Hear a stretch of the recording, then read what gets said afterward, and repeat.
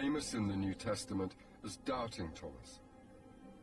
He's the apostle who refused to believe in Jesus' resurrection until he saw it for himself. The Gospel penned in his name is a collection of 114 sayings ascribed to Jesus. Written in Coptic, the Egyptian language from the beginning of the Christian period, its style and central message is very different from that found in Matthew, Mark, Luke, and John. It begins here. This is the subtitle to the previous work. Then a new work begins. These are the secret words that the living Jesus spoke, and Didymus Judas Thomas wrote them down. And then what follows in the Gospel is simply a series of sayings of Jesus. Most of them are introduced with the simple phrase, Jesus said. But there is no narrative framework. There's no mention of his death, no mention of his resurrection. Rather, it's things that Jesus said, puzzling things. And the point is for the reader to understand them, to think, not simply to believe. So are the sayings from Thomas similar to the ones that we find in Matthew, Mark, Luke, and John? Many of the sayings in the Gospel of Thomas are identical with sayings that we find in the New Testament Gospels. Some of them are completely new. Perhaps the most famous is at the very end of the Gospel of Thomas, which we have here. Simon Peter said to them, "Let Mary go away from us, because women are not worthy of life." Jesus said, "Behold, I will lead her so that she might become male, so that she might become also a living spirit, like you males. Because any woman who makes herself male will go into the kingdom of the heavens." Now that's a saying we don't find anywhere in the New Testament. I'm not sure I see that going down particularly well in the Western world right now. It's been a very controversial subject of discussion, what exactly is meant there. I'm inclined to agree with those people who argue that it's not literally meant a kind of biological transformation from a woman into a man, but rather, in general, in the ancient world, maleness, and not just human maleness, but maleness as a concept was understood as being more complete, more perfect than femaleness. Partly it was a male chauvinistic society. And so that what's being said here is that any person, and especially any woman, who becomes a more complete or a perfect human being will enter into the kingdom of heaven. The gospel emphasizes the importance of secret knowledge for salvation.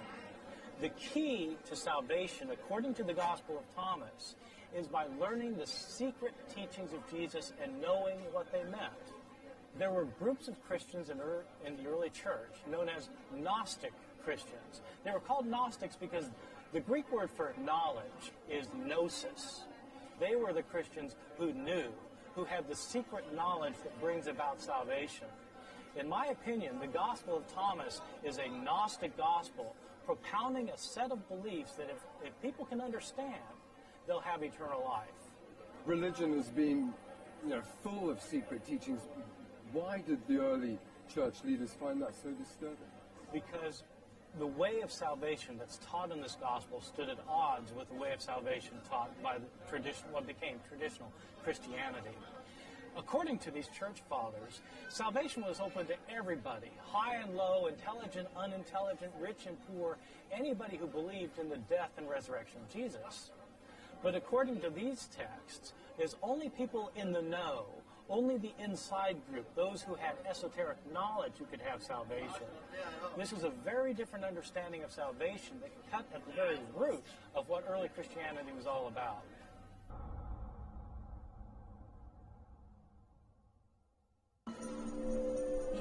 Egypt, 1978.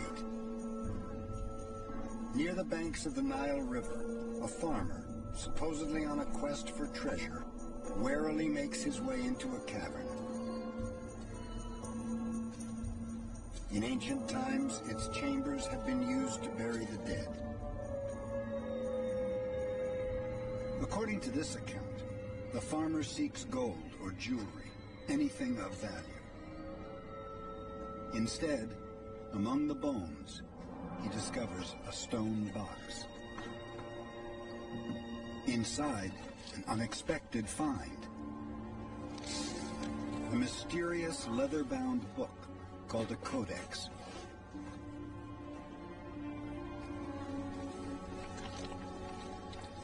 The farmer can't decipher its ancient text, but he knows old books fetch a good price in Cairo's antiquities market. He has no idea he holds one of the greatest prizes of biblical archaeology, a document condemned as heresy some 1,800 years ago. A document some might wish had remained buried forever. 22 years later, New York, 2000. Antiquities dealer Frida Nussberger Chacos is headed to JFK Airport when she hears some stunning news. She'd recently bought the same ancient codex from an Egyptian dealer. Then she'd taken it to Yale University to have it checked out. In 30 years of work, she had never seen an ancient document in such bad shape. Its fragile papyrus pages have broken into hundreds of fragments.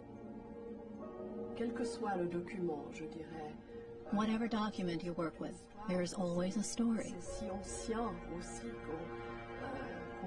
It is so ancient that you always wonder who wrote it. Where did it go? Who had it and who read it?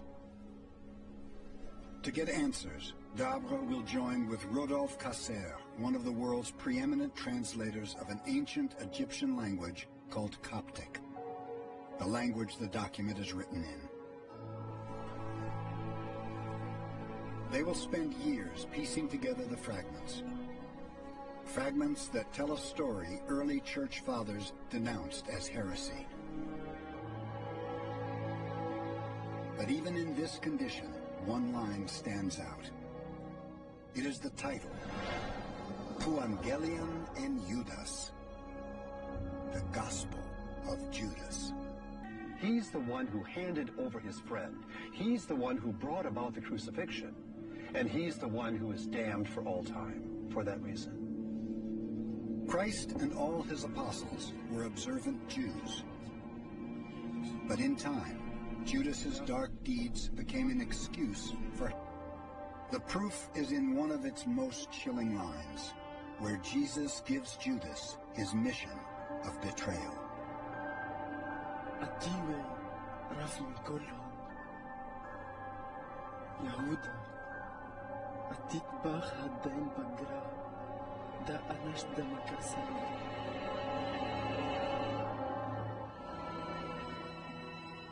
A preliminary investigation of the Gospel of Judas reveals 3 facts.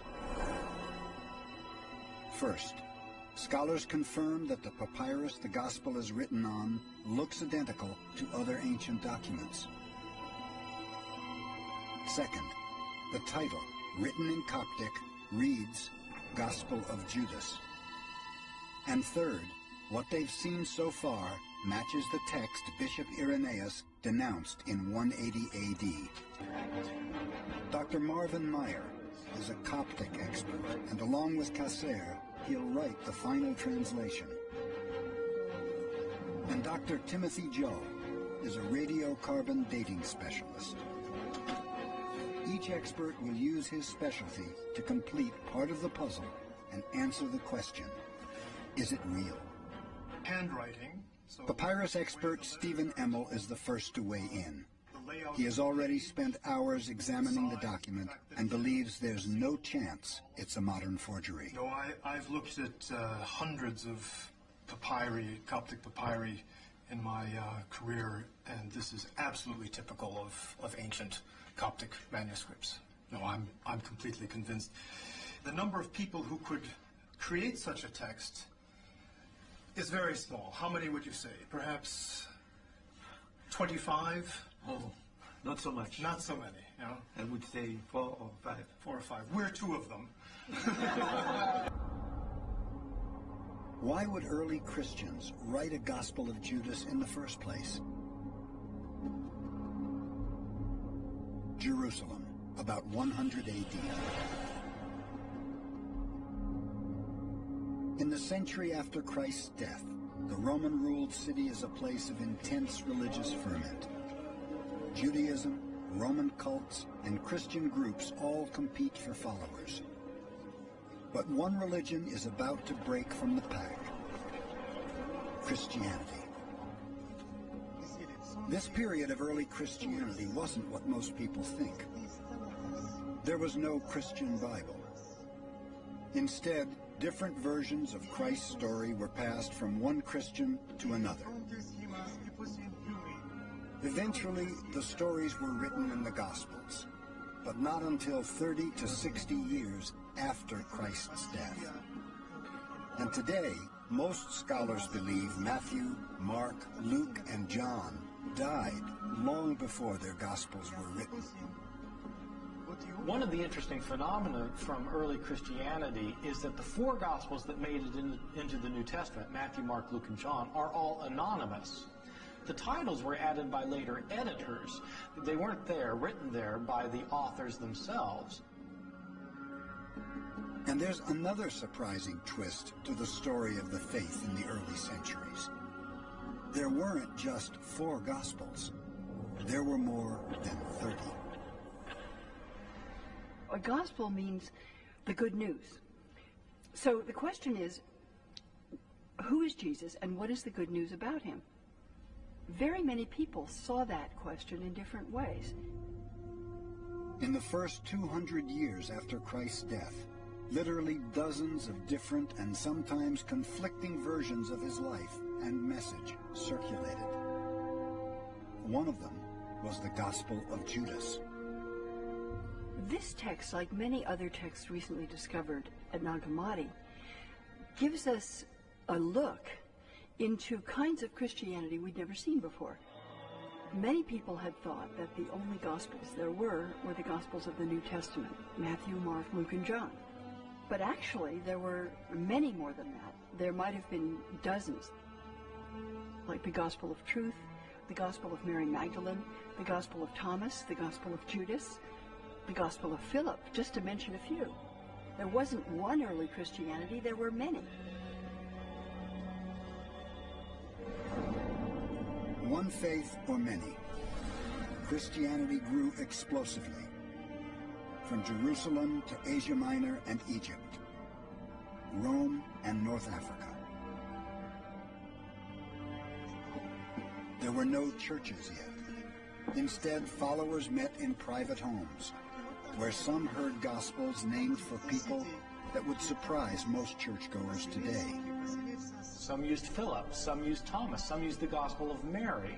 Others used Matthew or Mark or Luke or John. Some of the early Christians are now called Gnostics, or the people who know. The Gnostics were mystics. That is to say, they were people that felt they could have some kind of direct access to God. The word Gnostic comes from the Greek word gnosis, which means knowledge. But this kind of knowledge is not everyday knowledge. It is not book learning. It is insight. It is intuition. It is that ability to know something about yourself, to know that you have a spark of the divine inside of you, and to recognize the God that you profess to be, the God that is outside, is the same as that spark of the divine that is within you. And many of the Gnostics were Christians. Gnostics are the people who wrote most of the texts known as the Nag Hammadi Library. Their stories about Christ are much more abstract and philosophical than those of the New Testament. One favorite was the Gospel of Thomas. Kihi vasiliatu thiu entos human esticactos hos an hefton noin taften hevrisi kiot humis heftus nain susite etisite hote hu esti humis tu patros tu santos. When some of us were in graduate school and we first got to know these other Gospels, like the Gospel of Thomas, we were told, well, these are Gnostic, these are heretical, these are weird and strange. We were told that Gnostics means, people who were basically wrong. And this is sort of like in the 1940s and 50s in this country, you talk about the communists. And that's a way of dismissing them. So Gnostic is a term like that. They didn't call themselves that. They called themselves Christians. Early church fathers fought against the Gnostics. One of the difficulties that the Gnostics presented for people in the emerging Orthodox Church was the fact that Gnostics didn't need to have the advice and the control and the insight that came from the priests and the bishops. They had that insight in themselves, and that bothered the church leaders. That's not all that irritated church leaders. The Gnostics also preached that the body was a prison for the divine spirit within. To them, Jesus' death was a good thing. In fact, that's one reason experts think the Gospel of Judas was written by Gnostics. The Gospel of Judas turns Judas's act of betrayal into an act of obedience. The sacrifice of Jesus' body of flesh, in fact, becomes saving. And so for that reason, Judas emerges as the champion, and he ends up being envied and even cursed and resented by the other disciples. Judas wasn't the only Bible character the Gnostics saw differently. The Gnostics were convinced that the serpent in the Garden of Eden was a good figure. In fact, the Gnostics turned the story of the Garden of Eden upside down, because the serpent was a rather engaging character. After all, the serpent said to Eve, "Take some of the fruit from the tree of the knowledge of good and evil." And to Gnostics, that sounded like a wonderful invitation. Wouldn't you like to have a bite of an apple of knowledge and have all the juice of knowledge in your being? But ideas like this were just too shocking for early church leaders. They rejected roughly 30 Gnostic texts, including the Gospel of Judas, and kept them out of the New Testament. How did church leaders decide what to keep in and what to throw out? The process took hundreds of years, but it got a critical jump start in 180 AD, and it was born in blood. Christianity is an illegal religion, and the faithful are paying with their lives. Romans are murdering Christians for refusing to sacrifice animals to Roman gods. Irenaeus is fighting to survive against the Romans, who are persecuting severely the Christian church. And there are cases where individual Christians are arrested and tortured, cases where there's actual massacres. Among their duties, Roman governors had to keep the people entertained. Killing Christians in shockingly brutal ways was cheaper than hiring gladiators to do battle. In Irenaeus' hometown, there were public riots against the Christians, and many were arrested, charged with being Christian, and many confessed that they were, and they were brought into the public arena on holiday and spectacularly killed to entertain the populace.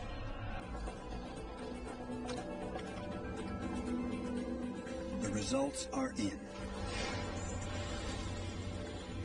The truth is in the numbers. Radiocarbon dating of the papyrus, which is from the Gospel of Judas, confirms that it's from the 3rd to the 4th century AD, and this supports the authenticity of the Gospel of Judas. It presents a unique relationship between Jesus and Judas, a portrayal that makes Judas privy to the greatest secrets of all, the secrets of heaven. عليك من أخراني وأودخ رزاي مال كوثا مال كوثا أفلس دعين ملخ يخمس وتاي خش فث نفلا إسبوناف.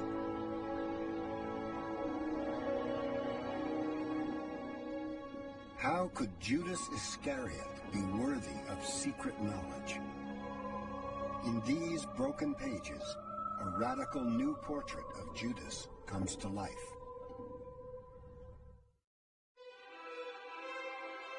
Is the Lost Gospels portrait of Judas really so different from the New Testament account? In fact, Judas wasn't always portrayed as a villain. He grows more evil from the first Gospel, Mark, to the last, John. The Gospel of Mark was written about the year 60 and is, of course, considered by most scholars to be the earliest Gospel. He has about one-third as many references to Judas as does, say, John. But the way the act of Judas is portrayed is most striking. Judas is not a villain in Mark's Gospel. Jesus comes upon the group of disciples when they are celebrating together what looks to be a sacred meal. Maybe it's kind of like the Eucharist. And they're offering a prayer of thanksgiving over the bread, and Jesus laughs. In fact, in the Gospel of Judas, Jesus laughs a great deal. He's laughing because they think that they're worshiping the true God, but in fact they have it wrong. They're worshiping the God who created this world, who's not the true God. The only one who understands is Judas. To the Gnostics, the God who created earth wasn't worthy of worship. Only the true God, a being beyond comprehension, was sacred. Jesus laughs at what he sees as false piety. But the apostles don't understand and grow angry with him.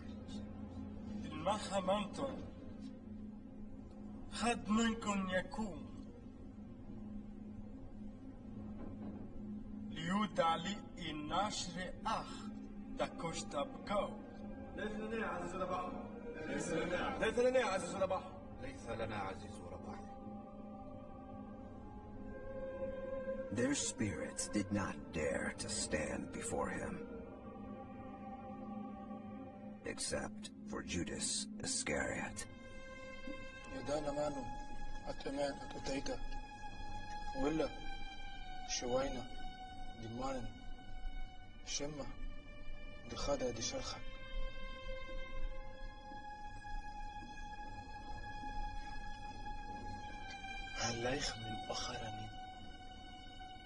ويقوتا رزاي مالكوثا هي مالكو ربا أفلسوف ضاين ملخ لخماث ويتاي خاش فاث لفلا إذ بوناناث أولا إذ كراث باشا.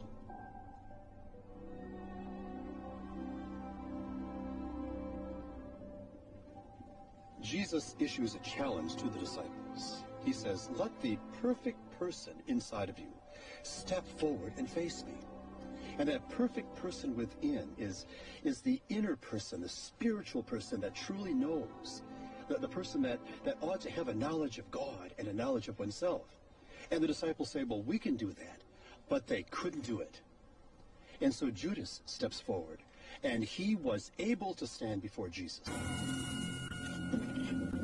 Winter 1886. French archaeologists dig for artifacts in the Christian section of a cemetery in Upper Egypt. Suddenly, they make a discovery that shakes Christian history to its core. What they uncover is the long-forgotten grave of a monk buried in the 8th century. But the real find is what the monk is taking with him to the next world. Those who buried the monk apparently took this little papyrus book and put it with the monk, so that in a way he could go into the next life with one of his favorite books. It includes not Matthew, Mark, Luke, and John, but it includes the Gospel of Peter. The book apparently is an actual gospel, a first-hand account of the life of Jesus, yet the text claims to have been written by the Apostle Peter. For nearly 2,000 years, everything Christians knew about Jesus came from the Gospels of the Christian Bible, accounts by Matthew, Mark, Luke, and John. Could this be an actual lost account of the life of Jesus, written by Simon Peter, the hand-picked leader of the apostles? The Bible didn't fall out of the sky. The Bible was finally put together by Christian thinkers who represented a particular point of view. The surprising fact is that the Christian Bible as we know it didn't really emerge until 300 years after the death of Jesus. And the man who determined the content of the Christian Bible had a powerful agenda that had little to do with religion.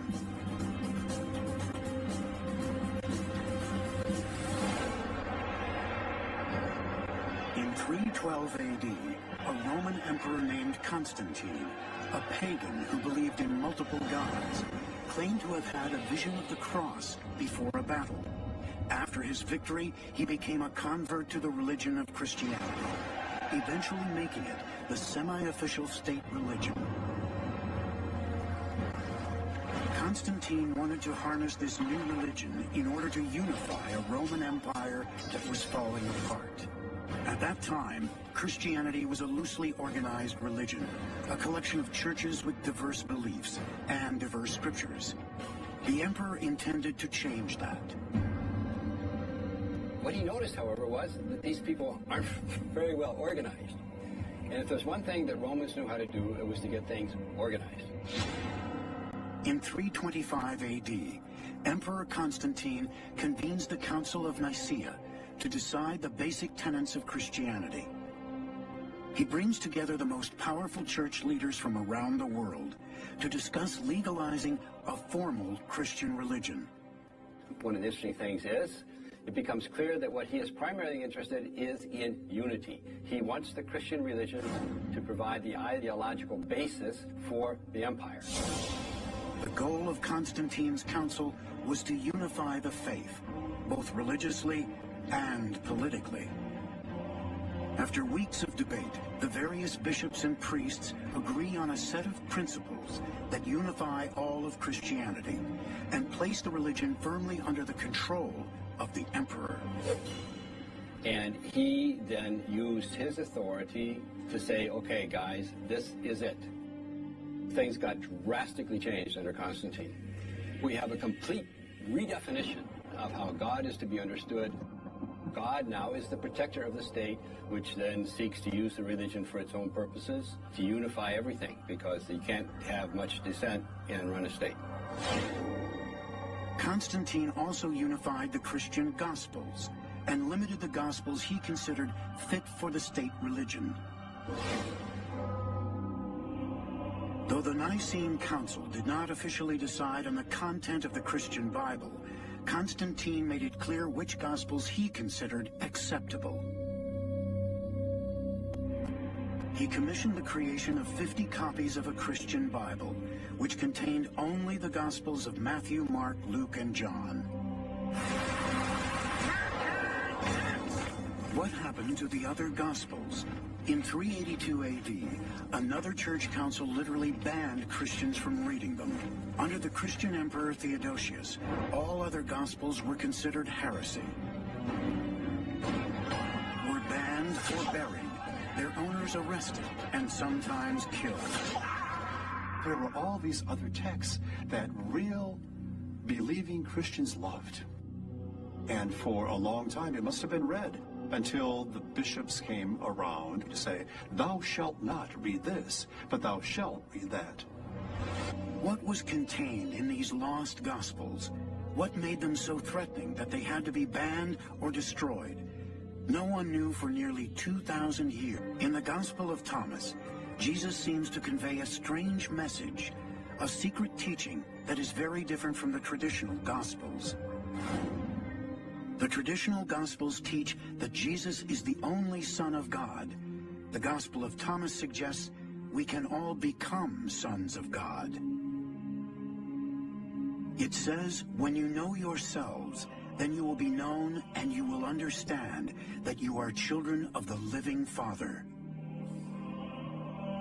In other words, if Jesus can be taken as a child of God, so are all of us sons and daughters of God. He doesn't have anything that we can't have.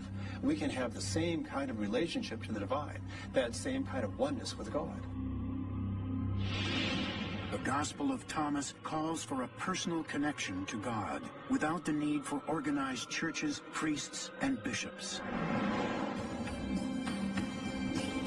There were lots of priests and bishops who took offense at these Gnostics, who had their own way, had their direct kind of line, their red telephone to the divine. That did not sit well with the authority figures in the church. And that may be the reason the Gospel of Thomas was considered heresy. The independence of Gnostic beliefs undermined the church hierarchy. The Gnostics believed their own Gospels were just as valid, if not more so, than Matthew, Mark, Luke, and John. In the case of the Gospel of Thomas, they may have been right. When these Gnostic Gospels were discovered in 1945, a disturbing issue arose. It turned out that the lost Gospel of Thomas could conceivably be older than Matthew, Mark, Luke, and John. There is a debate among scholars regarding how to date the Gospel of Thomas. What we do know is that we have some very early Greek papyri of the Gospel of Thomas, and it looks as if portions of the Gospel of Thomas are very early. In fact, portions of the Gospel of Thomas may go back to the earliest days of the church.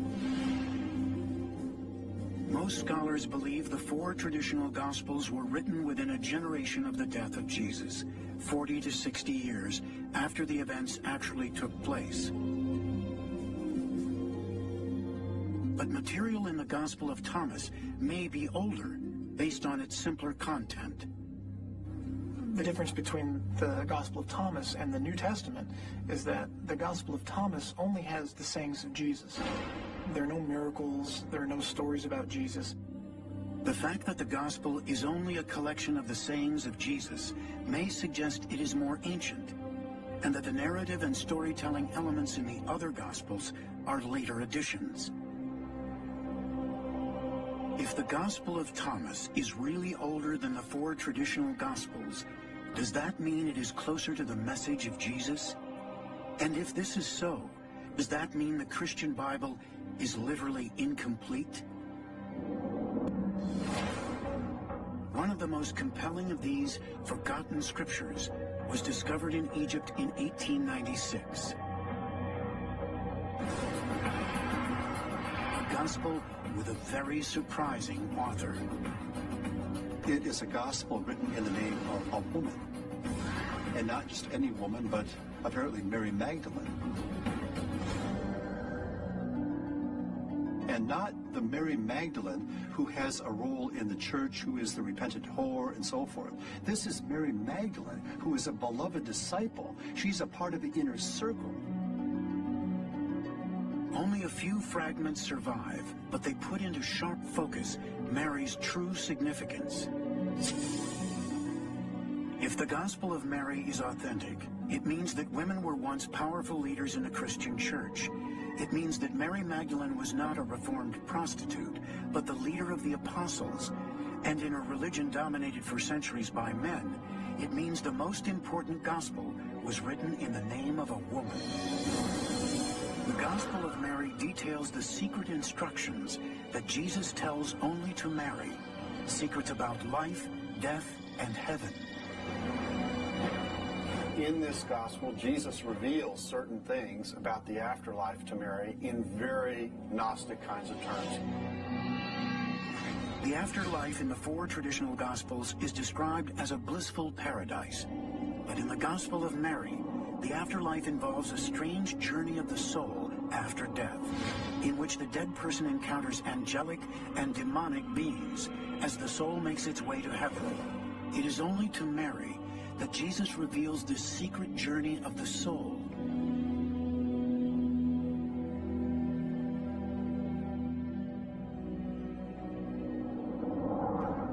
The Gospel reports that Peter, the leader of the apostles, reacts explosively to this revelation. Peter says, "Did he really speak with a woman without our knowledge?" Are we to turn about and all listen to her? Did he prefer her to us? In the Gospel, the apostles override Peter's denunciation and support Mary, saying, if the Savior made her worthy, who are you indeed to reject her? What is significant is that there was a spiritual kind of bond, that Mary was thought to be a person of insight, a leader, somebody who had an ability to motivate others, and that was her real gift. She understood the mind of Jesus and was able to communicate that. This is a gospel that gives a very different kind of view of what the message of Jesus is, and gives Mary Magdalene as the one who understands that point of view in a way that the other disciples did not. But is this text a real gospel? The eyewitness account of Mary Magdalene? If so, it might change Christian history and revolutionize the role of women in the Christian church. The key lies in the Gospel's age. Is it older than the 4 traditional Gospels? And could it have been written by Mary Magdalene herself? In those books, there were many other Gospels that never had been part of the New Testament, many of which we hadn't known, except we knew that in the ancient world there had been many Gospels, but they were buried, they were destroyed, they were burned by leaders of the church who regarded them as the most abominable kind of heresy. So we never knew what the heretics said, we just knew that they were terrible. And now we finally hear them speak in their own words. The text revealed stunning new information about the struggle between beliefs that arose after Jesus' death. Gnosticism's essential theme is that divinity is not an external force, such as that embodied by Jesus, but an inherent internal capacity available to every human being. These Gospels have a kind of different message, because the Gospels that were chosen to be part of the New Testament between the 2nd and the 4th century basically have a similar message. They say, believe in Jesus and you'll be saved. These other texts, like the Gospel of Mary Magdalene, says that the divine is to be found within you because we're created in the image of God, and therefore there's a continuity between the divine and the human. What you find in these other texts are many different points of view, and that's what some of the fathers of the church didn't like. Irenaeus, the bishop who hated heretics, said, outside the church there is no salvation. Everybody must believe, and it's through the church that you can be saved. Outside, you're lost. That it's Mary who receives teaching from Jesus that isn't revealed to anyone else, not even Peter, not even his special disciples. If you look at the Gospel of Luke, it's Peter who's the leader, Peter is the spokesman, Peter is in charge. When you look at the Gospels that speak of Mary Magdalene, Peter is the foil, and Mary Magdalene becomes the prominent disciple. Peter is always complaining about her. In the Eastern Mediterranean, in that period of time, 2,000 years ago, there was a stew of different philosophical ideas and intellectual ideas. There are people who are doing work on the notion that maybe Mary of Magdala didn't come from Magdala on the Sea of Galilee, but came from a place called Magdala in Ethiopia. And perhaps she was a black or dark-skinned woman who wandered into Alexandria, which was the crossroads of the world at the time, and from there to Jerusalem, and hooked up with Jesus, who was an outsider. She was an outsider, and together they started this movement to create a revolutionary order. Even the 20th century discovery of the radical Gnostic texts would hardly make a ripple outside of academic circles. It would take a best-selling work of fiction to catapult Mary Magdalene back into the spotlight.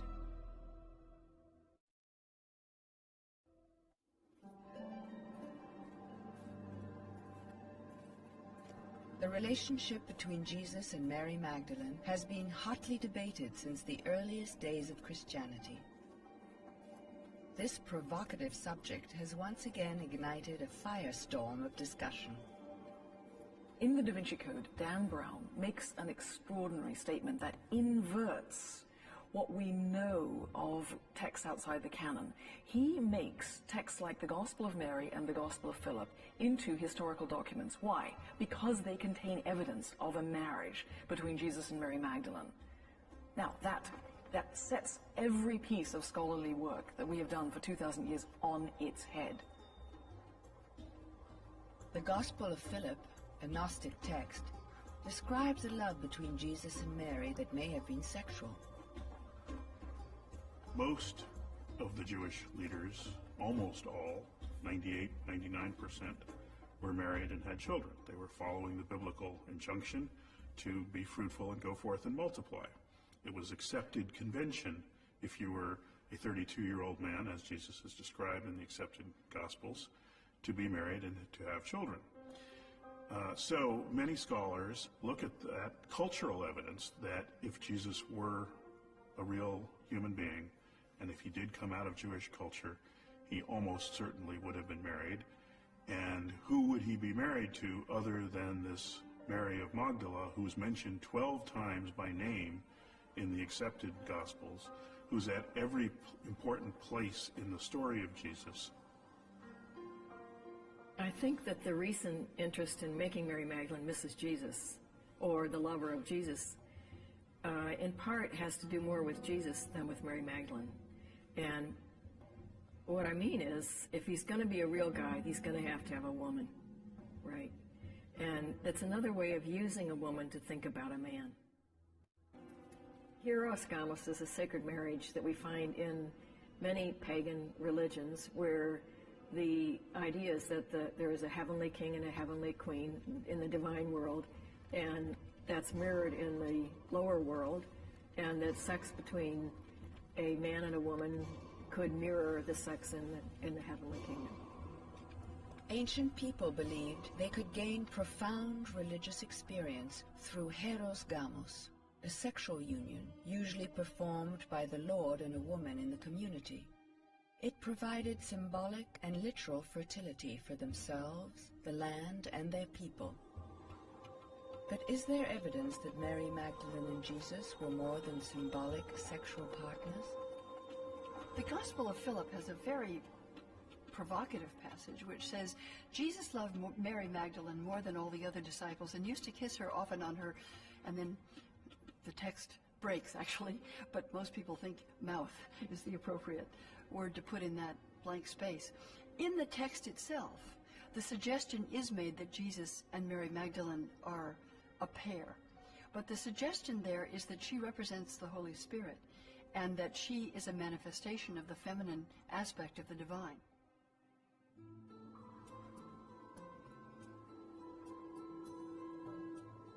Many within traditional religion invoke the Magdalene's role as the apostle to the apostles as an argument for female priesthood, while others see her relationship to Jesus as a deeper connection to a pagan past.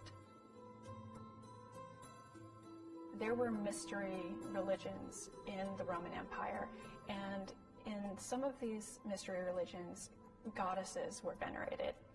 And it's believed by some that there were priestesses or sacred prostitutes who carried out the rituals of these goddesses. And so some people believe, based on the anointing ritual, that Mary Magdalene could have been a priestess of Isis, carrying out the hieros gamos ritual with Jesus. Isis is the wife of Osiris. Osiris is killed, his body is cut into pieces. Isis and her sister Nephthys put him back together, anoint his body, and stay with him for 3 days. And at the third day, he comes back from the dead. So this idea of the anointer and the one who waits for 3 days by the tomb is not an uncommon connection. Every god in the ancient Near East, a Roman god, a Greek god, an Egyptian god, would have a female partner. So it's quite unusual that the God of Israel is depicted without one. And we know that these images of a feminine partner for God were certainly suppressed in antiquity. One of the major images has been airbrushed out. And now we're seeing that, in fact, that image has been there from the beginning. And we're recognizing that it belongs as part of the tradition we know.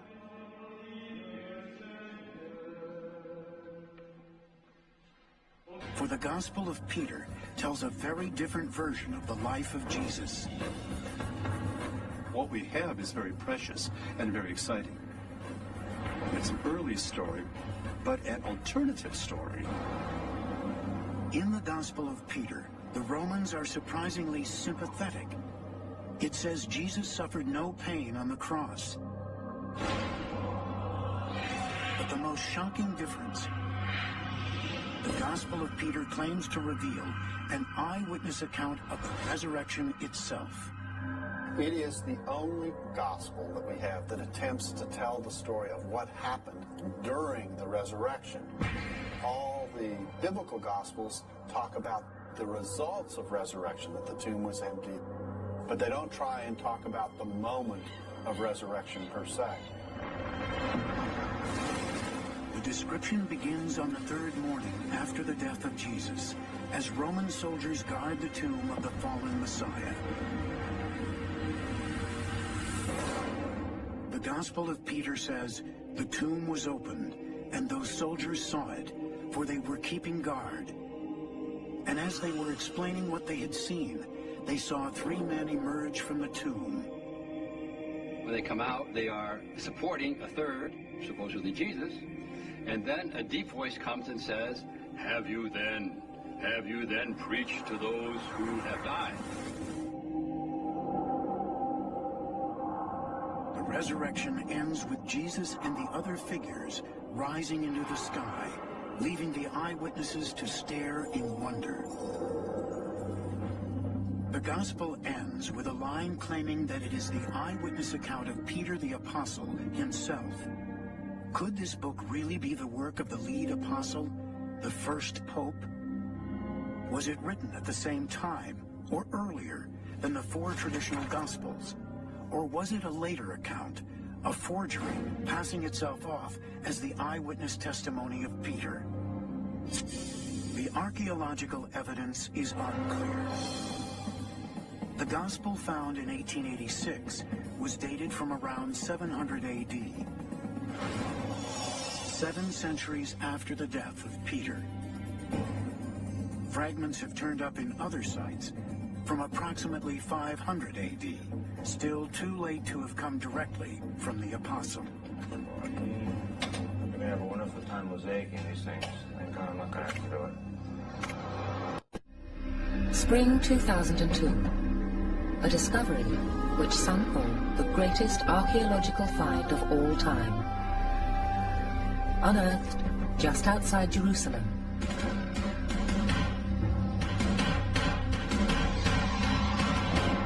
A stone coffin bearing the inscription, James, son of Joseph, brother of Jesus.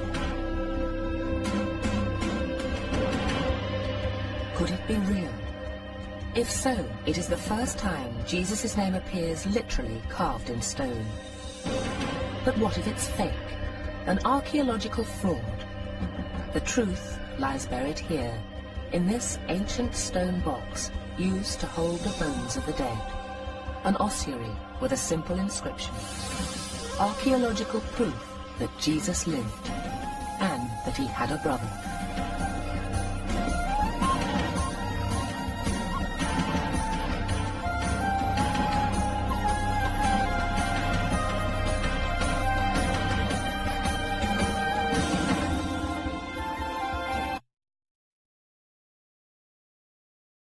Quite clear in the Gospels and other parts of early Christian literature that there were 4 men who were known as the brothers of Jesus and at least 2 women who were known as the sisters of Jesus. So the question is, what was the exact relationship of these people to Jesus? And there have been 3 views of this.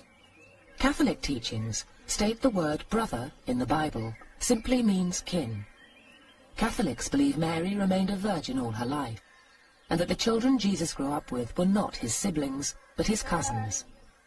The Eastern Orthodox Church teaches that Joseph had a wife prior to Mary, with whom he had at least 6 children. According to their beliefs, James was the oldest of the siblings, and Jesus was the youngest and the only son of Mary. Protestants contend that though Mary was a virgin at the time of Jesus' birth, she later had at least 6 more children. They believe Jesus helped take care of his younger siblings and provided a model for them to follow. Israel, an ancient land of endless ruins which all have stories to tell.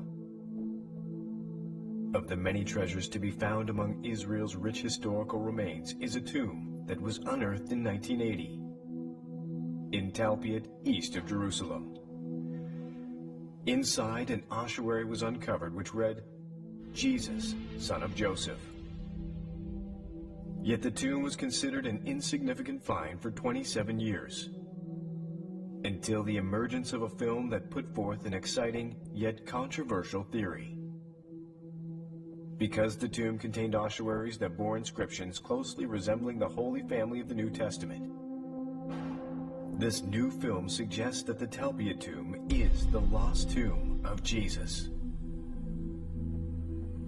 From approximately 20 BCE until the destruction of Jerusalem in 70 CE, the Jewish people observed a unique religious burial practice that was connected to their belief in physical resurrection.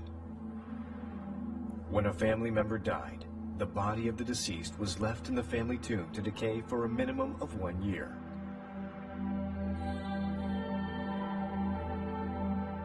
A year later, when the flesh of the deceased had fully decayed, the family would return to the tomb to gather the bones of their loved one.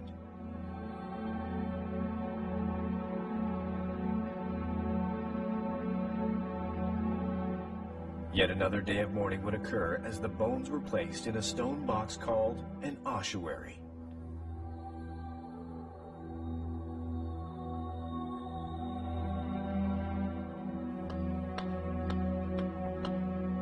Sometimes the name of the individual was carved on the side of the ossuary for identification purposes.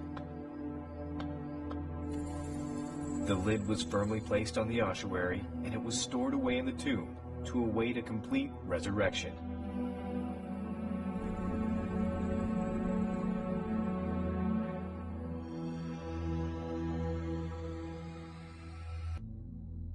At the time of its discovery, the Talpiot tomb was considered to be just one more of the many tombs that have been unearthed in the Jerusalem area. There seemed to be nothing out of the ordinary about it. According to archaeologists, it was not a significant tomb at all. However, 27 years after its discovery, the Talpiot tomb finally gained public attention with the release of the film The Lost Tomb of Jesus. This film claimed to have found proof that this is the tomb and final resting place of the body of Jesus Christ and his family. What are the claims that were made in order to prove this controversial theory? Claim number 1. Inscriptions found in the Talpiot tomb seem to match the names we might expect to find in a tomb belonging to Jesus and his family. The most interesting of the names being Jesus, son of Joseph. The original report records the name Yeshua, followed by a question mark. It is far from certain that the ossuary says Yeshua or Jesus at all. Many people are reading this as Yeshua bar or ben Yosef, Jesus, son of Joseph. Again, as an epigrapher, is that really clear to you? Bar Yosef is clear, maybe Yeshua. Maybe Yeshua, but no more than that. Claim number 2. Mary Magdalene and Jesus may have been married with a son, which explains why her ossuary might be in the tomb along with an ossuary reading, Judah, son of Jesus.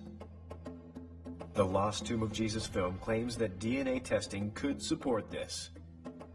Definitivamente non possiamo argomentare dalle informazioni che abbiamo che Maria di Magdala fosse sposata o fidanzata in nessun modo con Gesù di Nazareth o con nessun altro del gruppo apostolico.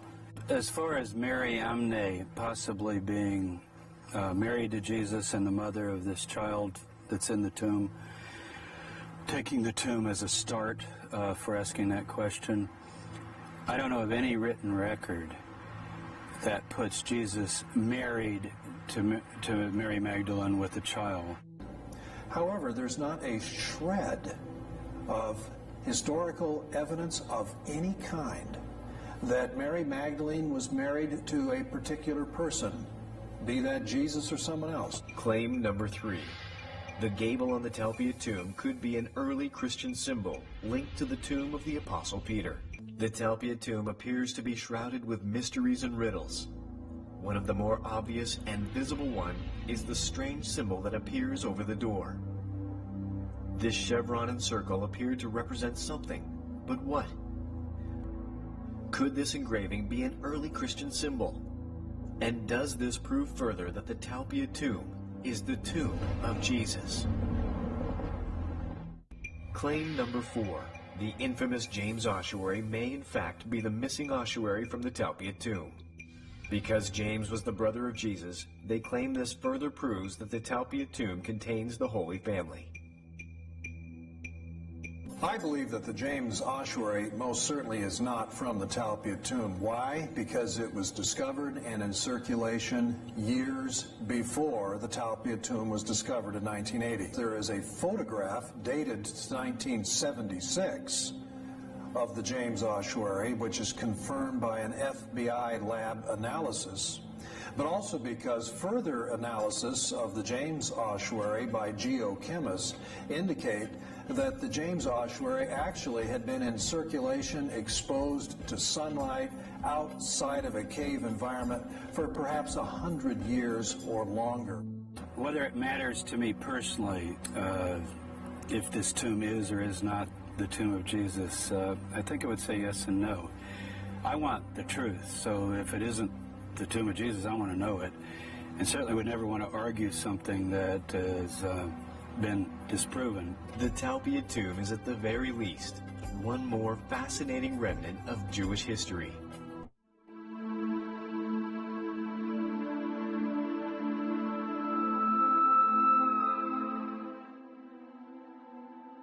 A highly contested ancient Egyptian papyrus that references Jesus as a married man is more likely an authentic ancient text rather than a modern forgery, says a paper published in the Harvard Theological Review Tuesday. In 2012, Harvard Divinity School professor Karen King presented the fragment, called Gospel of Jesus' Wife, at a conference in Rome. Controversial passages read, Jesus said to them, "My wife. And also she will be able to be my disciple." The latter caused a stir amid the backdrop of a continuing debate within the Catholic Church on whether women should be allowed to be priests. Although the Vatican immediately dismissed the text as a clumsy forgery, teams of engineering, biology, and chemistry professors from Columbia University, Harvard University, and the Massachusetts Institute of Technology concluded after carbon testing that it is written on papyrus from the ancient era. An Egyptologist at Brown University, however, maintained that the document is a fraud. The University of Arizona said that it could not come to a firm conclusion given the small sample size. King told the Boston Globe that the important argument isn't whether or not Jesus was married. As one text doesn't prove fact, I'm basically hoping that we can move past the issue of forgery to questions about the significance of this fragment for the history of Christianity. For thinking about questions like, why does Jesus being married, or not, even matter? Why is it that people had such an incredible reaction to this?